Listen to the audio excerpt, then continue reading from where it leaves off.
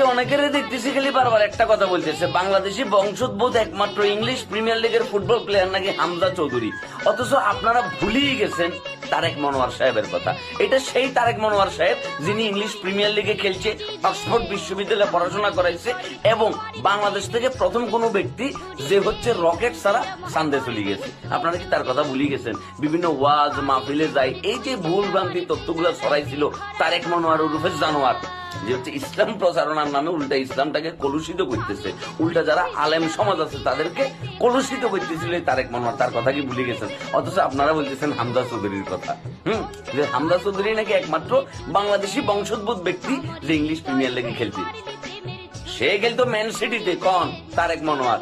আর ইয়ে খেলতো কোথায়? আপনার হামজা চৌধুরী খেলতো লেসেস্টার সিটিতে। ঠিক আছে, তো কে বড় প্লেয়ার তাহলে চিন্তা করেন। বাবুরে তারেক মনোয়ারের শরীর দেখছেন, শতবর্ষী বট গাছের যে মোটা শরীর, তারেক মনোয়ার সাহেবেরও সে মোটা শরীর। ঠিক আছে, সুতরাং তারেক মনোয়ার হচ্ছে একমাত্র সিনিয়র প্লেয়ার যে ইংলিশ প্রিমিয়ার লিগে সবার আগে খেলছে। এটা কিন্তু সাধারণ জ্ঞান।